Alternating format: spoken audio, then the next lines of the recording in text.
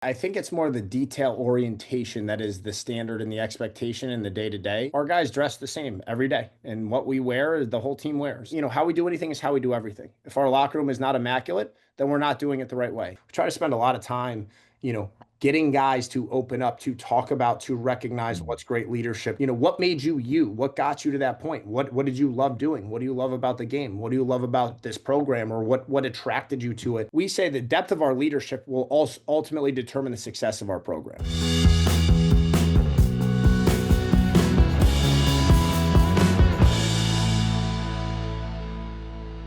One of the youngest to ever summit the pinnacle. Welcome back, or welcome to, for your first time, grateful and full of greatness. I'm your host, Mark Glicini. On this podcast, I sit down with guests who, in my opinion, live their lives with the pursuit of greatness in mind. This platform allows me to discuss and to explain strategies that go into reaching peak performance. This is episode 73. My guest is Connor Buczek, head coach of Cornell University's men's lacrosse program. This past Memorial Day weekend, he recently led the Big Red to a national championship victory for the first time in almost 50 years.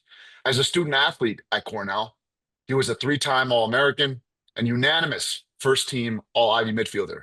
He went on to be an all-star selection year over year at the pro level, as well as a member of Team USA. Now, he's a member of the Team USA coaching staff for the U20 boys.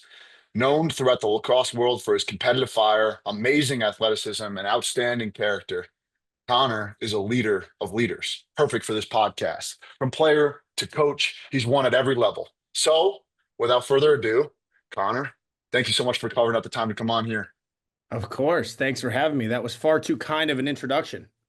Well deserved. And I mean, right before we got on here, he's told me that he's getting married on Saturday. So it's not just national championship. It's one thing after another. Where I want to start with you, Connor, is I had this as I was getting prepared for this podcast, this idea, this quote that those who can't do teach. And that's certainly not the case for you. It's rare to come across a great player and a great coach. So could you speak to that transition for yourself? How were you able to handle that so seamlessly of going from a player to a coach and doing it at such a high level?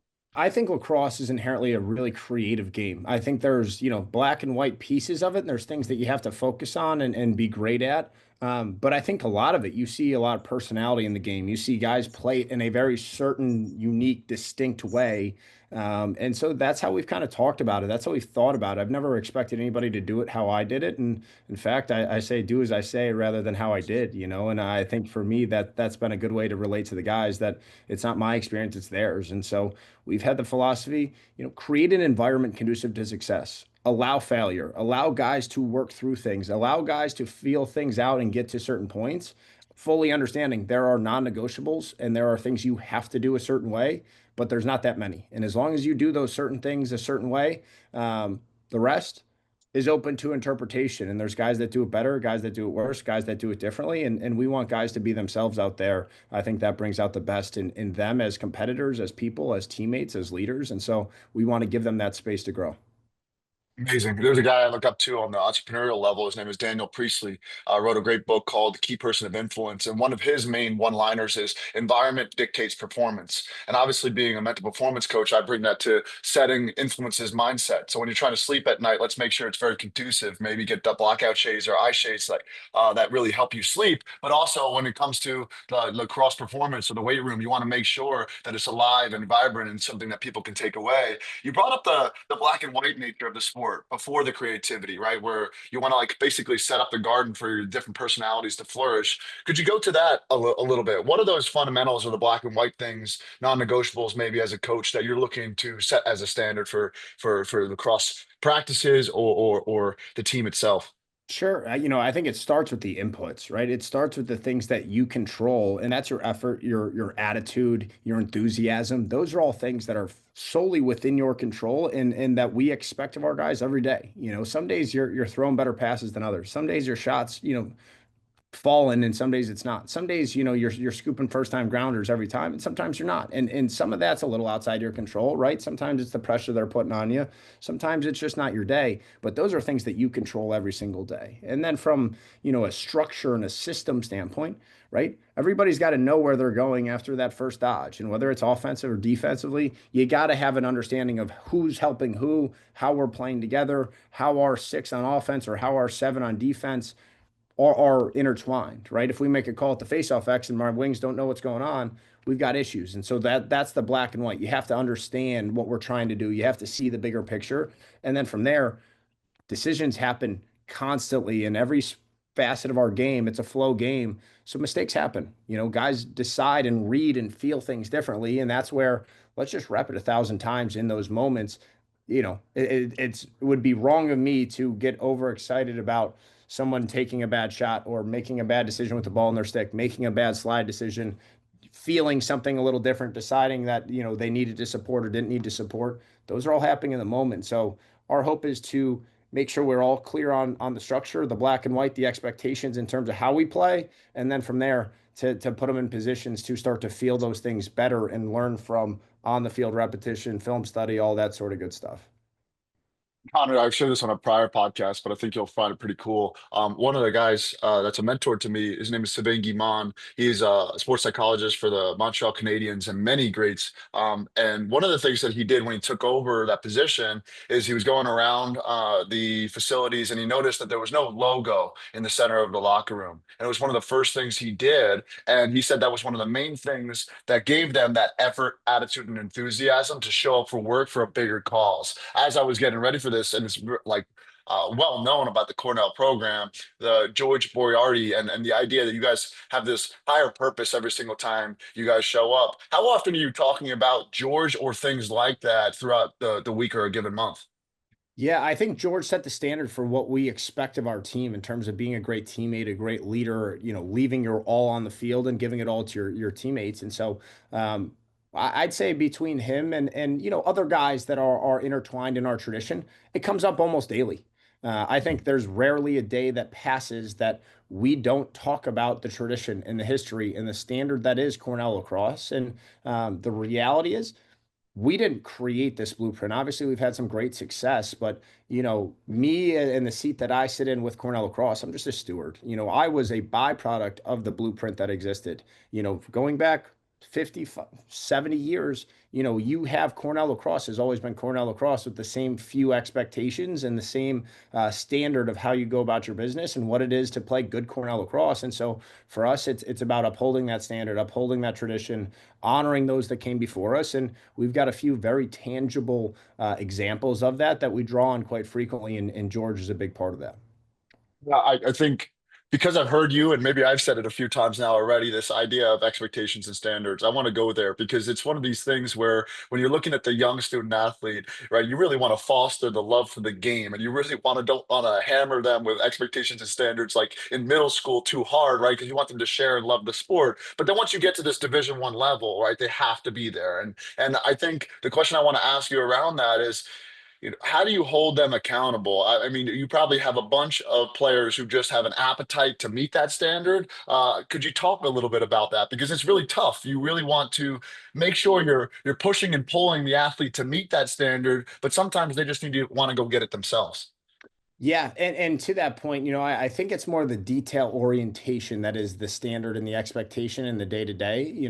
Our guys dress the same every day, and what we wear, the whole team wears. And if we're in sweats, they're all in sweats. If we're in this color, they're all in this color. And that part of it creates unity in my belief. It takes some of the thought process out of it. It takes some of the you know individualist out of it. It just says we are together and this is how we look and all of our shirts are tucked in and we go places in tight twos and that's kind of just a, maybe even a military aspect of our program, but I think it creates unity because it takes some of the thought process out of it.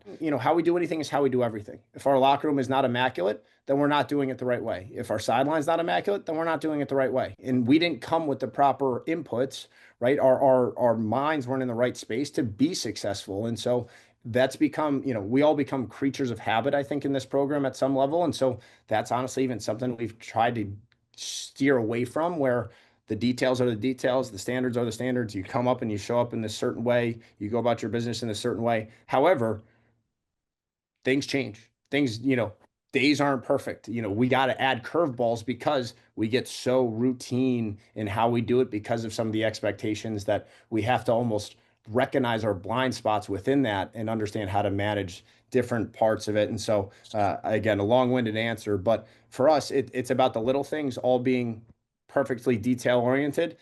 It allows us to play in a certain way and be as competitive and hardworking as we want to be. And then it's also being aware that because of the detail orientation, it sometimes creates creatures of habit that have to be, thrown curveballs here and there to make sure you're pulled out of that and not just getting focused on because we do everything the same way in the same, order every day, that things come simply. The reality is, the sport itself is very, up and down and all over the place. And, you can't control every part of your game day. And so you better figure out how to manage situations as they come.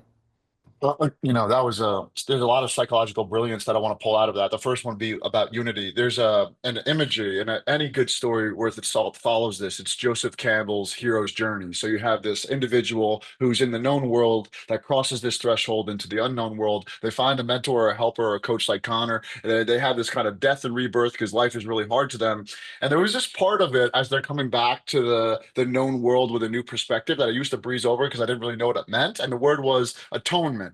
And I found recently that means to be unified yourself, but also with those around you. You use this idea of unity, which is so important, right? You almost have to break apart to come together, right? Because you want the own personalities of the team to be flourishing, but within a structure, which leads me to my second and final point on your answer there is you've probably seen the yin yang symbol with the one side being black, one side being white, and it really represents chaos versus order. And the Taoists call that middle line the way. So we don't want Cornell playing high school teams that's too orderly and boring, but we don't want them playing PLL All Stars either because that's too chaotic. And that seems like the environment that you're trying to put them in is right. We have this structure and this order. We do things very detail oriented, but then you're also putting them on their edge where curveballs is the word that you used to make sure that they find the most meaning in their day to day. Is that pretty accurate?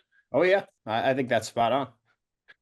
Now, I want to go back to your untraditional upbringing being from Ohio, right? It's not a huge hotbed for lacrosse. So I want to talk about your influences. How did you find yourself to the pinnacle of the sport as a head coach of Division One level, being from Ohio? If you don't mind going back in terms of how you were able to come from Ohio in the sport of lacrosse and really find yourself to Ithaca. Yeah, when I was growing up in Cincinnati, it was not a big, it was there, and there was some level of growth that I was fortunate to be a part of. But the real jumping off point, both my parents are from upstate New York. They're both from Orchard Park, the suburb of Buffalo where the Bills actually play. And so I spent a lot of my summers growing up going and playing with Orchard Park High School, with some of the club teams in the area, being surrounded by great coaches and guys that loved the game. And that really created a lifelong love for it. And honestly, probably a lot of the reason why I ended up at Cornell, just having an appreciation for upstate and enjoying my summers up here. And then obviously the rest kind of became history. But I was very fortunate that, again, I spent my school year every year in Cincinnati, played, in the spring with my team, and then in the summer would go and play with some great ball players, with some great coaches, and those experiences really created a lifelong love of lacrosse. This episode is brought to you by Whoop. For the last several years, I have not taken this off my wrist. Okay, maybe I have, but it was just to change the colors. I truly trust Whoop. It's a wearable that lets me know about my resting heart rate variability, respiratory rate, and so much more. I wake up in either the green, yellow, or red, and I know if I should prioritize training and working out harder, or I need to prioritize recovery. I was always looking for ways to optimize and take my performance and training to the next level. Whoops helped me do that. If you're looking to get started, here's a free wristband and a free first month. And if you don't like it, you can return it at no cost. All you have to do is go to the following: join.whoop.com/MGPP. That's join.whoop.com/MGPP. Mark Glicini Peak Performance, my clients, I trust Whoop. You should too. Enjoy. Let me know how you get on. Now, back to the episode.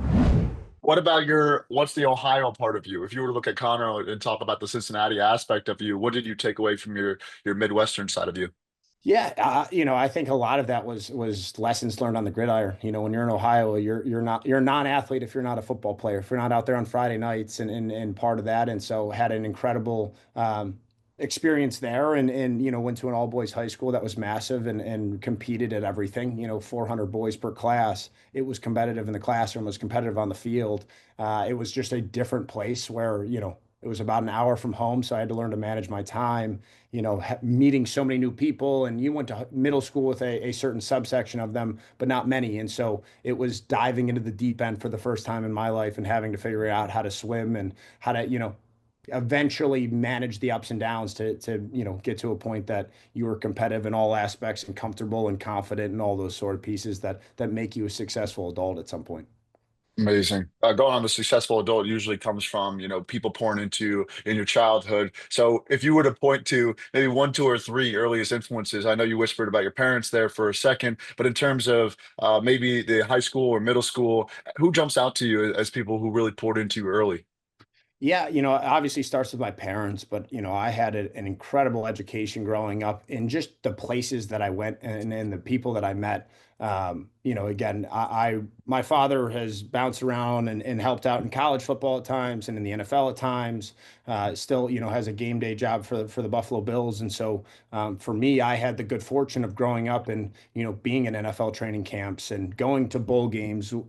Being around teams in every aspect and having some of that background opportunity to be in the locker room in college lacrosse programs, to be in the locker room at pro, training camps, to be in the locker room at college football programs and to hear the way people go about it. And so that was what I love to do with my time. That's where I wanted to be. And that was, the what my parents used to draw the best out of me. That was the carrot and the stick. If I did what I needed to do, I got the grades that I needed to get. I worked hard and was polite. I got the opportunity to go to these places. If I didn't, wasn't doing well in school, if I wasn't taking care of what I needed to at home, that's fine. You can stay at home this weekend and not go with dad to all these cool places. And so I was very fortunate to cross paths with some incredible people and to see the way good organizations run and whether I recognized it or not, start to recognize what successful organizations look like and teams specifically and what not so successful teams look like.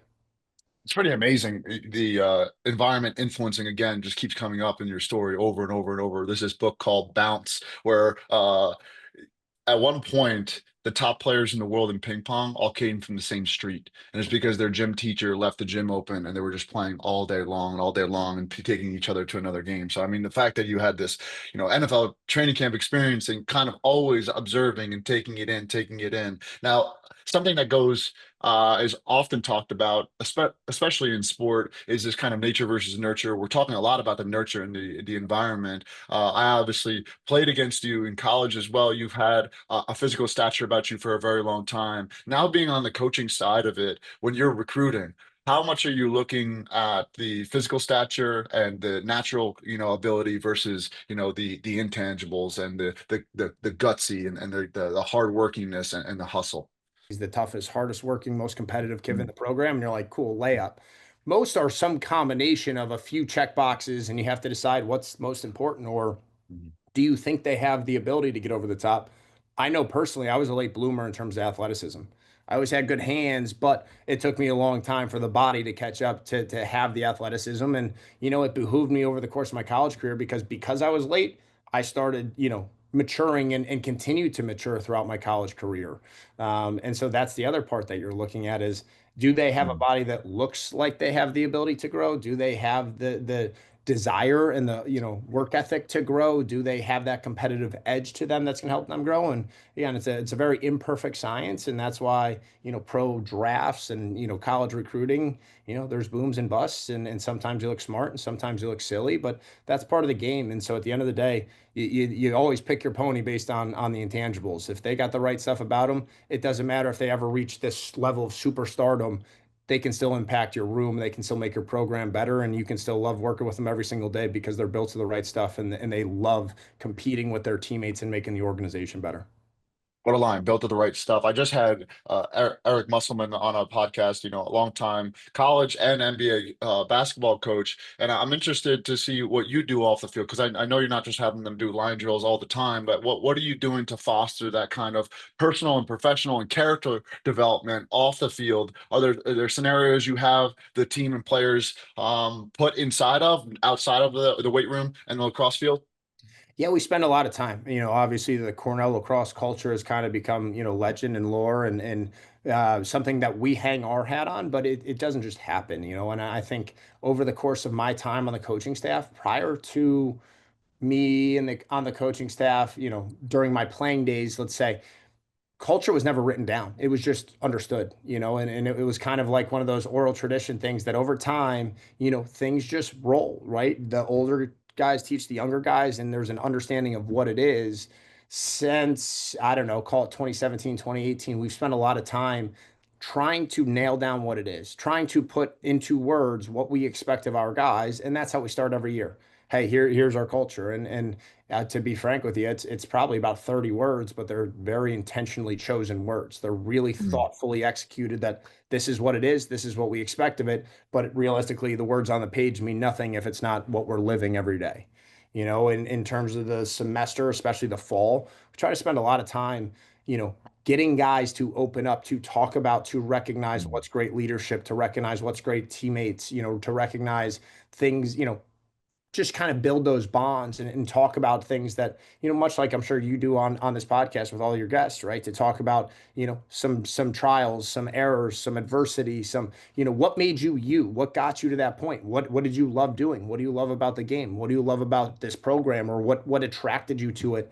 And the more that we can start to verbalize those things about who we want to be, about, who we are, and then to make sure that we're finding that common ground at the end of the day, when push comes to shove and we got to get stuff done and somebody gets after you because it's not up to the standard, that allows this to flow much easier when you appreciate the foundational relationship that exists there. And it's the same thing that we do as a staff. It's the nice part about being 32 years old and going into year 6 of the job here. I did it not very long ago, and so we get to kind of meet them where they are at, and Mm. hopefully help build that relationship. Because hey, we pretty much understand the day to day here, and now the challenge moving forward is how do you keep that? Because I'm not going to be 32 forever, and I'm just getting older, and they're staying the same age, and so how do I keep bridging that gap and Mm. building that relationship to get the most out of our guys and help them mature and grow the best? One of the lines you said there is I think a core doctrine in leadership is meeting people where they're at, right? I think it's very, the facetious thing I say is you don't teach a kindergartner around the world to start them off, right? The idea is really meeting that player where they're at, listening, asking quality questions. And that's where I really want to go to. It was in the last 10 years of my life, especially when I adopted mentors inside of sports psychology. One of them, Dr. Christina Versari, said, the quality of my communication is going to determine the quality of my life. And, Connor, like guys like you and me, is like, no, it's just work ethic, harder, harder, harder. But there's this other piece to it. And the Latin root of communication means to make common. And when you're talking about putting these words, these 30 words together and got kind of opening up, talking about it, recognizing it, being able to verbalize for a young coach that's listening to this, Connor, and I'll tell you why I'm going to ask you this question. There's this cool TED talk by Bob Davids, who it was a top executive at Avis Rent-A-Car, right underneath a guy who named Bob Townsend, who wrote a book that's still #1 at UPenn Business School called Up the Organization, how he got Avis Rent-A-Car to a really high level. And the TED talk that Bob Davids does is the difference between management and leadership. And he says management is an attempt to control. And there's things that you can control, time, money, and quality. And when you're making a product, if you really focus on one, the other two will suffer. But when it comes to human beings, you must lead them. You can't push them or control them because you don't really know what they're going to do, and that can be frustrating for a coach because you just want the players to get there. You want to, like, just like a plant, like pull them up, but then you end up killing the player. So my question to you is, how do you set that playground, like very specifically for a coach that's listening to this, to get the players to open up, to get them to talk about it, to become vulnerable with each other and really connect with one another? Yeah, I think it starts with, right, just the recruiting process itself, right? How are you connecting with those guys? How are they deciding that this is the right place? Is there symmetry in our recruiting process in terms of what you offer them and what they get?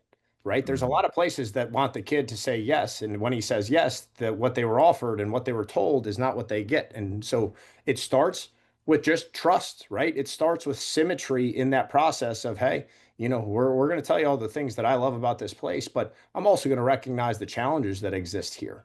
And so from that point on, they know what they're getting themselves into. And that way, the first couple of weeks when we told them it's going to be challenging, and it is, that they understand that when I also told them that we were going to support them in a way that they're always going to be better than their challenges and they're always going to be capable of overcoming those challenges, they can trust that as well. And they're going to have the support of the guys in the locker room and they can trust that as well. And then you can start building those things up. And at a certain point, most of our student athletes haven't failed at anything, haven't really struggled, right? That's Mhm. usually who walks in our door, right? To play for a program like Cornell, to go to a university like Cornell, you were probably a great student, great athlete, one of the best leaders around. But what does that mean? You don't really know until it's tested. And so that's our hope, is to stress test that a little bit and put them in a scenario that they know we're here for them, and they have that trust in us, and therefore they can have trust in their teammates. And then you start to see these guys open up. And the reality is, there's only so much you can do by yourself. You need the structure around you, you need the support around you.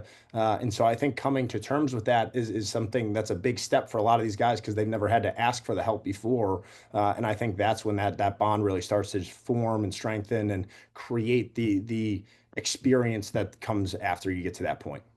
That's so good. Just symmetry between the offer and the delivery of that. I love that. When you nobody being successful alone, the line that comes to mind is there's no such thing as a successful hermit crab. I love the idea because there's a beautiful children's book. I think it's called something along the lines of the horse, the fox, the mole, and the boy. And the one liner on the page is, "What's the number one word that's most courageous that you could say?" And that's help. And I think you get to this level where you kind of have figured it out, your entire time, and what got you here won't get you there. When I'm talking to people, I say to them often, I'm a huge loser, massive loser. I probably lost more than a lot of you because Connor, like when you're in the weight room all the time, you're pushing that edge, you're stress testing, you're losing, you miss a rep, you lose in practice, you lose a scrimmage, these kind of things, and kind of getting the player to fail forward and fast and things like this. So when we were talking about obviously the athleticism and the speed and all of that, the more specific, the more terrific here. Again, I want to do it for the coach that's looking to like find or even the employer looking for the best employee. What are you looking for in terms of those intangibles? Like if you were to be very specific about what you're looking for in those players, what jumps out to mind for you?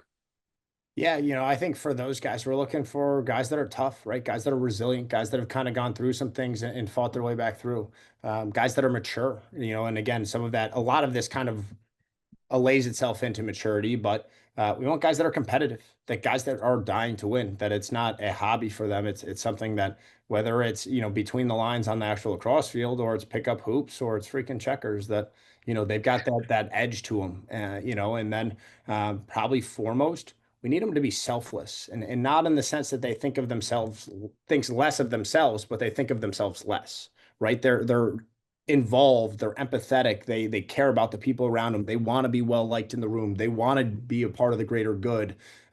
Those guys are great teammates, those guys make your team better, and when those guys mature over time, they become great leaders because they understand people. And so those are kind of some of the core tenets of, it's pretty simple, it's pretty straightforward, but if you're hardworking, if you're competitive, if you're tough, and you're a great teammate, you can probably play for most teams that I'm involved with. And just studying this and being pretty obsessive about it. Let's go to this 2025 team that you just had, right? You probably had a bunch of selfless, hardworking individuals. And if you want to talk about a specific player, you can. Obviously, the one that's the big name is CJ Kurse. Obviously, comes from a great family and things like this. But I just want you to talk about what this because each season is like even a whole life of its own. Could you just take listeners inside the season because it was obviously a remarkable run, 18-1, if I'm correct about that. And could you just take everybody inside it? Because the story's thick, the facts will fade.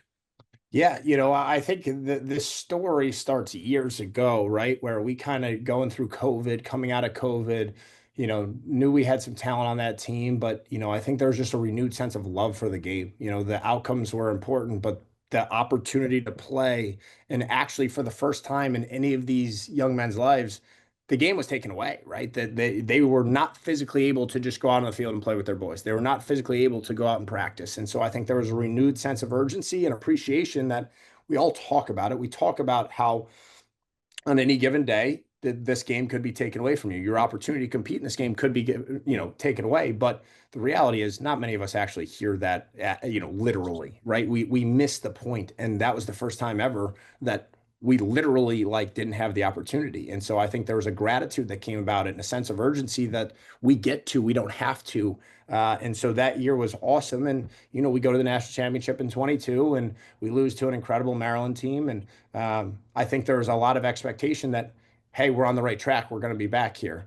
And then it takes a lot of time to figure out that's not how this works. So you go back to square zero. And even if you have talent, a lot of things have to go right. The leadership has to be great. Guys have to stay healthy. Your guys that are not maybe on the game day roster every day have to be bought in and making your team better. You got to coach and you got to meet guys where you're at, where there's a couple moments in time in every given season that you're making a decision. And quite frankly, you just got to go with your gut. And sometimes your gut's right. And sometimes your gut's wrong in leadership. And we live in the gray, and it's the same for your players. And so, I think all of that led up to, 2024, where we felt we had a pretty good season. We left a couple games out there, three, I think 1-goal losses to all, tournament teams. And you missed the tournament because the things didn't go your way. And I think that was another wake up call that it doesn't just happen. You got to earn your way in or earn your way out. But in any case, you got to accept the results because you had an opportunity and you don't know which day it is. And so as we came to this year, it was about a sense of urgency and it was understanding we live on a razor's edge. And everything we do, you're either kind of helping yourself and you're giving yourself a competitive advantage, or, excuse me, or you're leaving it up to chance, and you're not getting everything you can out of that day or that opportunity. And so I think our group really took that to heart. We had a very special group of seniors that had kind of grown up through a lot of the ways that we talked about and been pushed and grown up to be great leaders and communicators and to understand how to impact the people around them positively. And we hope to just give them the keys, and they did. They were a special group, man. They were fun to be around. They had a great sense of urgency. They pushed the group, and in hindsight, we got everything out of them we could. But there were certainly ups and downs and setbacks along the way. But to sit in that room with that group, just even in the playoff run when we were kind of coming down the stretch, I was just really proud of the character of that team, the resilience of that team, the belief of that team, because it was all player led, and we had some special dudes in special places that really pushed us over the hump. Amazing. One of the things I'm talking about most right now is the difference between strength versus resilience. Strength being in the weight room or things like that, how much weight you can carry or move, and resilience being how much weight you can put down so you can move forward faster, right? And that kind of like being able to, I love how you said, accept the results no matter what, right? Even the 2024, like end of the season, 3 1-goal losses. Okay, accept that. Because if you carry that, now you have more weight going into the next Sure. season and you can't run as fast. So, resiliency, I'm now using the term mental resiliency much more than mental toughness or strength, because I know a lot of people who are, freakishly strong and tough, but less resilient. And it's a kind of a cool idea to accept something and move forward. You talked about leadership, staying healthy. Couldn't agree more. I mean, some of these teams have such great leadership and they just can't stay healthy, and that's like they just miss out. But the third thing you said is like the buy-in, which is huge, right? I don't know how many players you have on your team. It's like 50 or 60. It's like a really high number, including the staff. How do you do that, Connor? How do you get everybody to buy in to this like mission that you're going on? It's a great question. I think it's all about network externalities, right? It's all about at what level are guys bought in at and how far down the chain does that go, right? And so what I'm saying is, right, if your head coach is bought in, great. You got one guy who's got to now affect, let's call it 59 other people.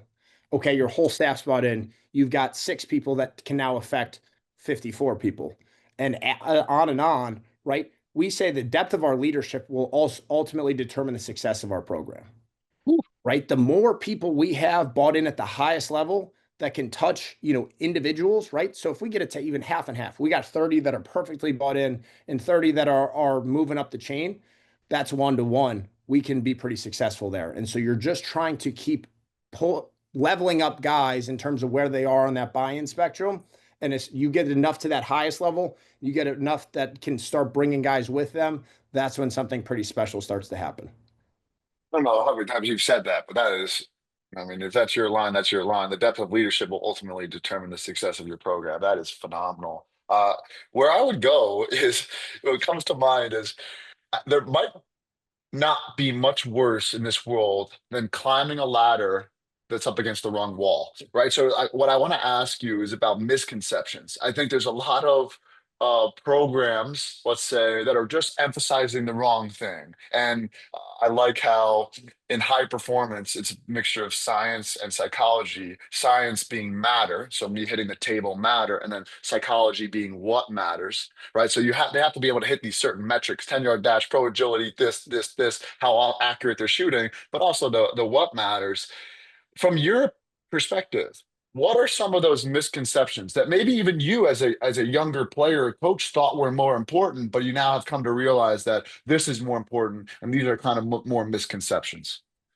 I think a lot of it's trial and error, but it also having a framework for how you think about that process, right? Having a philosophy. What is it that makes you you? And so every time I interview somebody that works for me or I talk to my assistant coaches, right? Part of the conversation is, who are you? Like, what is it as a coach that makes you tick philosophically? What lens do you see things through? And so as these different things come up, and you can't prepare for everything and not everything, right?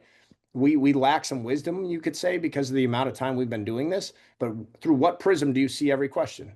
Do you answer it like, do you have a authenticity and a genuine ability to understand who you are and how you see things? And that usually gives you a good basis of understanding when you're making some of those decisions and deciding what's real or what's misconception. As long as you have a, hey, guiding light, this is how I do things, this is how I see things, this is how I want to, maybe even see myself, you know, even if it's not exactly where I am now, maybe that's where I'm going. That's how I think you start to figure it out. And then you have to do real self-evaluation and reflection and decide, was I barking up the right tree or was I not? We had this woman who used to work in our department who was in the Navy for many years and went to the Naval Academy. And she said, doesn't make the boat go faster. At the end of the day, we all have limited time and bandwidth and opportunity. Doesn't make the boat go faster. Is it helping you do what you want to do or is it not? And if it's not, you probably shouldn't, you know, bark up that tree. But if it does, you better double down on it and figure out how to make your organization the best version it can because it is making the boat go faster. I'm super excited about that response. I mean, I have fireworks going off in my brain. Does it make the boat go faster is exactly what I was meaning about the resilience piece. Because I think at the highest levels of performance, it's less about adding and more about deciding. And the reason I use the word deciding intentionally there, the word decide means to cut away, right? So if you think about a beautiful pottery, what is left after you cut away is a beautiful piece there. So does it make the boat go faster? I've heard philosophy is what things mean and psychology is how one should act, right? You have to believe that in our program these 30 words are most valuable, right, as opposed to the 35th word, right? And I think when you're talking to them about their identity, like who are you, again, one more little thing that I've come to understand is identity is to make the same as, so you want to make the culture the same as championship, and that's why you get on them about these little details. I have to tell you, in terms of that authenticity piece, that's difficult because it sometimes comes at the expense of not attaching or being uniform with the team. How do you deal with that, Connor, and the fact that you're trying to be your true authentic self, do things your own way as a head coach, 32 years old, one of the youngest to ever win a national championship. But at the same time, going back all the way to the top, that black and white fundamentals, how have you yourself dealt with that fundamentals of being a head coach versus allowing your own personality to thrive? Yeah, again, I've been very fortunate that I think I've been shaped. My personality's been shaped through a lot of those experiences that we talked about. And it's usually been through this lens of coaching, teaching, leading, seeing people do it at a high level.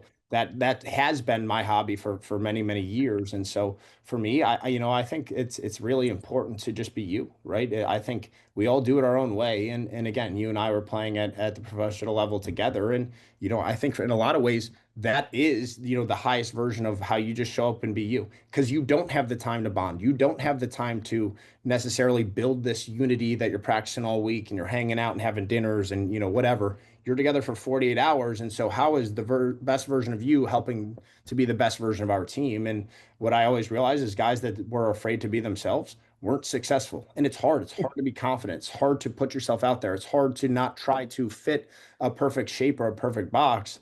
But I think that professional lacrosse experience taught me that the best thing you can do is just be you. And if it's not working, then to work on you and not try to be something you're not. And then, going back to the misconceptions question, sometimes you don't know what angle that is. You don't know what, that wholeness is for you if you're not authentic. And so I think that's, I'd rather go down swinging as me and then correct me if I need to, rather than chase something that I'm not and then, not have ownership of those results. This episode is brought to you by Thorne Health Tech. Which company do you trust when it comes to your health? Thorne Health Tech provides over 190 supplements and products necessary to avoid deficiencies and optimize mental acuity, holistic health, speed, strength, and conditioning. For years, I've taken their amino complex, whey protein, and elite multi AM and PM vitamins. I'm proud to represent Thorne. Why?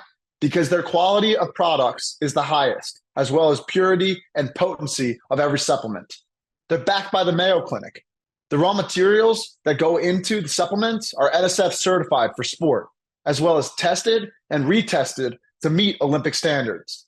So if you're looking to optimize your performance and get to the next level, whether it's to meet your protein thresholds or just optimize holistically, trust Thorne. To get started, enter your email and enjoy 25% off at thorne.com/u/Mark Glicini. That's thorne.com/u/Mark Glicini. Enjoy. Now, back to the episode. Fascinating. Top of the field of psychology, Carl Jung once said, "The world will ask you who you are. And if you do not know, the world will tell you and you'll believe them." And that's a beautiful thing because it's about self-awareness. It's about the self-inventory, reflection, introspection, discernment, and kind of, am I bringing my best self to the version or chapter that I'm in? I want to go to kind of, well, we'll take our fourth quarter of our conversation here down and then back up. I do believe that hardship creates a harder ship and a more resilient ship. I remember like it was yesterday playing against you, and your shoulder would just pop out and you'd play through it. And I think that just showed your resiliency and your ability to stay in the fight. Could you talk about whether it is, the shoulder and things like that? But I think listeners can really meet you where you're at by being able to find common ground so we can go to higher ground, common ground being the hardship or adversities that would be one or two that really were really poignant for you that help shape you. Yeah. I'll go back to my freshman year at Cornell. I think that was where I really had a jumping off point. And it's a lot of what we're selling to these guys now is the challenge that is presented to you here, right? I was like many of this, the young men that come into our program, hadn't really failed at much, had a lot of confidence in who I was because I was always a great student, great teammate, great leader, great ball player, all that sort of stuff. And then all of a sudden you're no longer, big fish in a small pond. You're in a much bigger pond and the fish are much bigger and life gets a little harder, right? Your confidence gets shaken for the first real time. And so I'll never forget that first year for me. That first freshman fall, I struggled and I wasn't sure if Cornell was the right place. I wasn't sure if I was, where I needed to be. I was struggling in the classroom. I was struggling on the lacrosse field and I was really like we talked about, I was afraid to ask for help. I was afraid to let myself fail because the ego was bigger than the ability to manage these challenging situations. And so for me, that was a huge step forward. We got into the spring. I wasn't on the travel roster. My roommate went on to be the Ivy League Rookie of the Year. I had all these moments where the ego really got tested. And there was some point of it that even at the end of that spring, or I guess the beginning of that spring, I should say, my sister is a gymnast, actually had a tragic accident on the high bars and hurt her neck to the point that she was never able to do gymnastics again. And so there was this reshaping of the opportunity in front of us. And I guess it's kind of like we were talking about with the 22 team.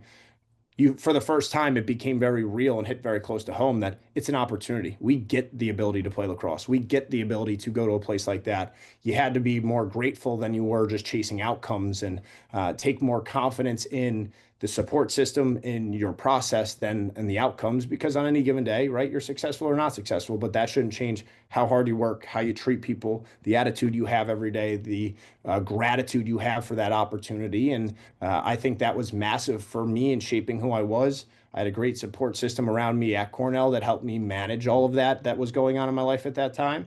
And then from there, it turned out to be a springboard that sometimes you don't know just how deep the water is. And sometimes it doesn't matter. You just keep fighting. You keep fighting, and eventually you're going to end up where you want to go. And so was so grateful for those adversities, that setback, that challenge, because it gave me the opportunity and gave me a lot of the confidence that I have now. And quite frankly, going forward, right, when they tapped me to be the head coach at 26, it was a lot of the same things that I knew, hey, we're going to fail. We're going to struggle. There's going to be setback. There's going to be adversity. But as long as we feel good about how we're going about it every day, we're going to get where we want to go. And we've used that as a staff, as a program, within the blueprint that already existed of Cornell lacrosse. And it's brought us a lot of success. And so forever grateful for that adversity that I faced when I got here and the support system that helped me realize how to be successful, even when the depth was a little deeper than I was expecting. Yeah, thank you so much for sharing that.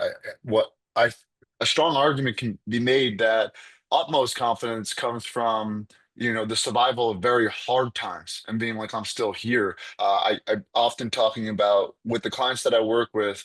That chasing Mavericks line, fear is healthy, panic is deadly. A healthy dose of fear is a very good thing. What you went through in your freshman year, you're looking up and out, you're alert, you're urgent, as you said earlier, on that razor's edge. If you didn't have any fear, you don't really care about what you're doing, and there's no growth there. So we want to make sure that the trust, the faith, and the belief is greater than the fear, of course, right? Because then you can kind of get drowned in self-consciousness.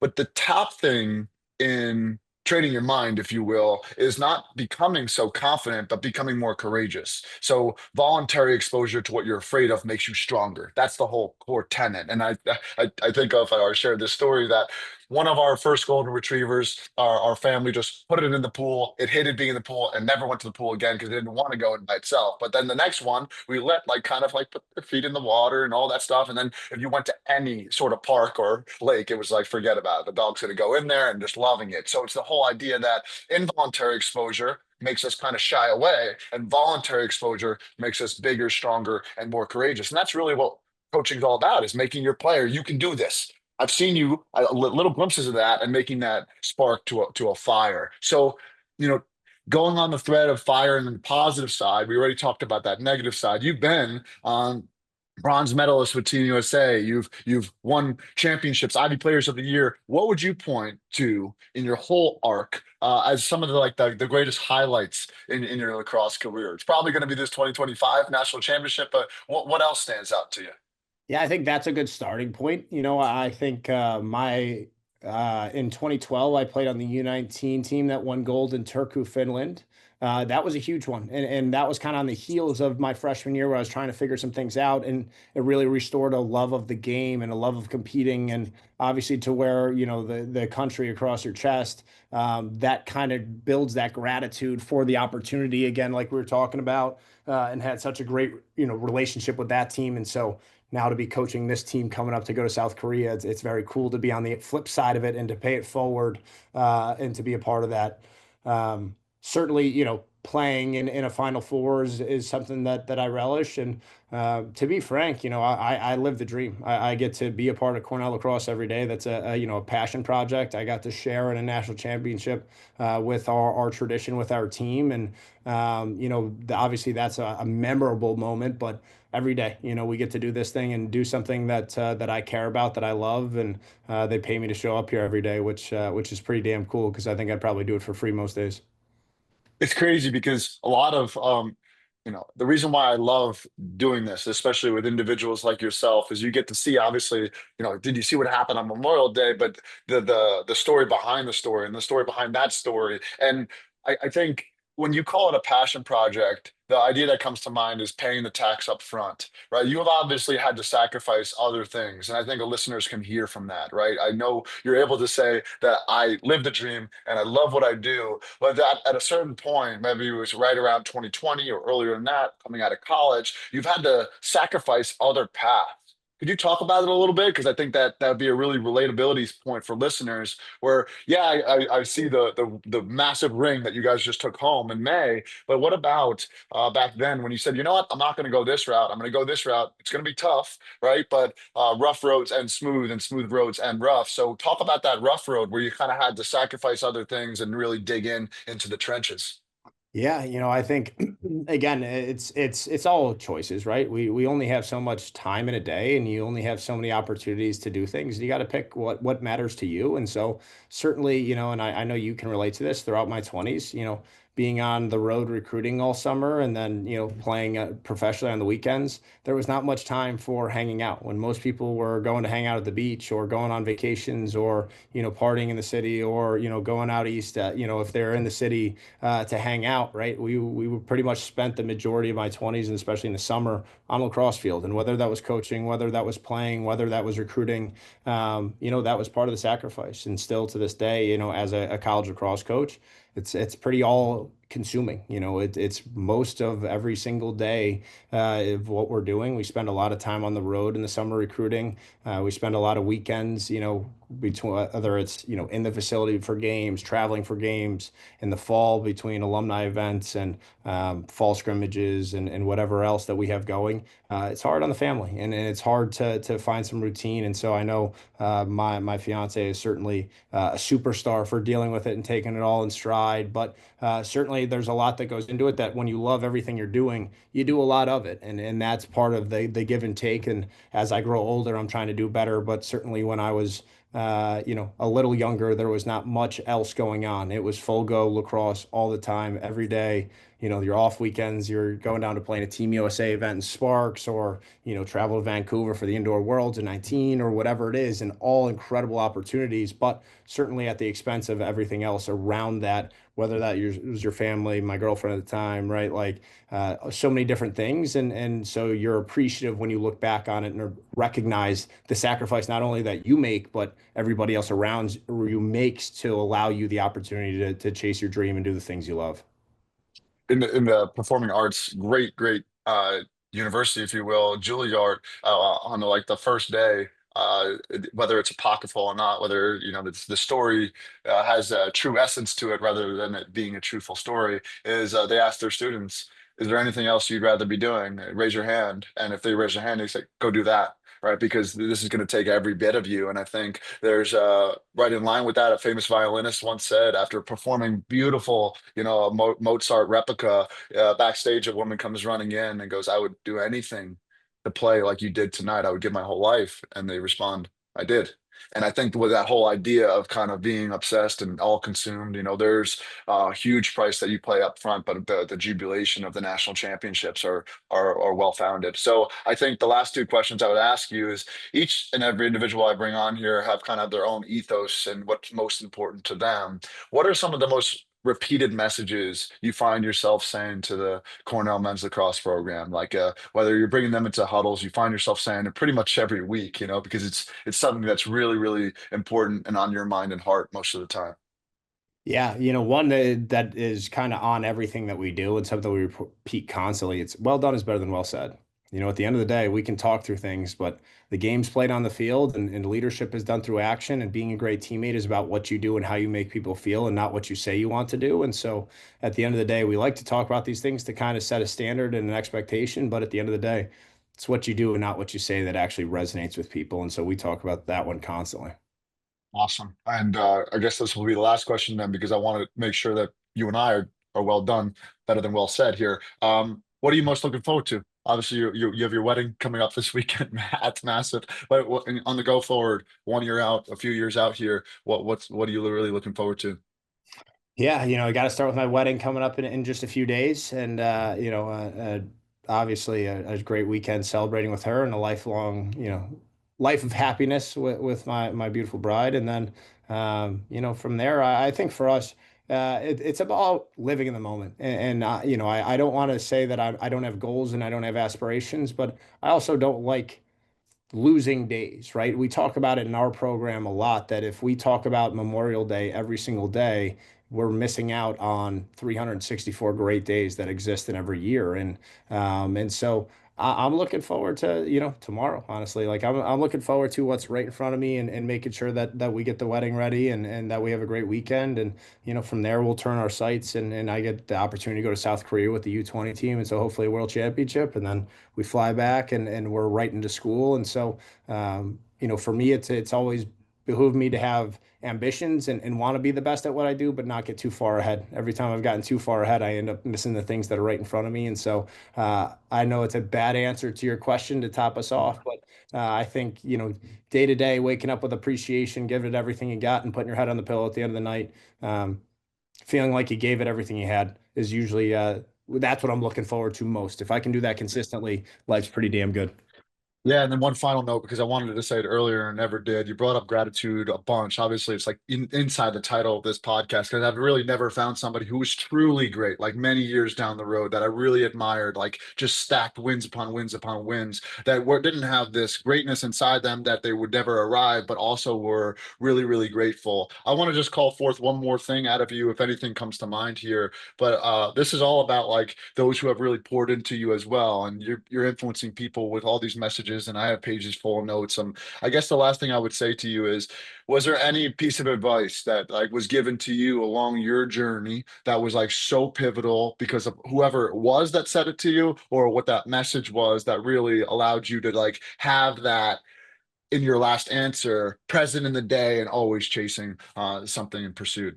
So it was something that my mom always tried to impress upon me when I was growing up. All right. I was always chasing that outcome and I wanted everything to be a exact perfect way and something I still deal with day to day. Just yeah, I'm a bit of a perfectionist and that kind of sits with me. But my mom used to make me repeat the serenity prayer. And Mm, understanding what it is that you can control and what is outside of your control is a really important distinction. And making sure that you're putting all of your effort towards the things you can control, and then, letting the rest kind of take care of itself. And so that's still something to this day that I think has helped me create some perspective on life and recognize that as much as I want things to be a certain way, there's a certain amount of things that are just not in your control, and to focus where that effort is useful and not just wasted energy. awesome. The courage to change the things you can. Connor, I couldn't be more grateful. This was an absolute masterclass. I've always loved competing against you. It's great to get to know you, and I hope we can continue to stay in touch for many years to come. I'm wishing you success. Have a great wedding this upcoming weekend, and I think so highly of you, man. Thanks, brother. Hey, I appreciate all you're doing. Great conversation, and hopefully we get to do it again sometime. Awesome. Be well. Thanks, brother.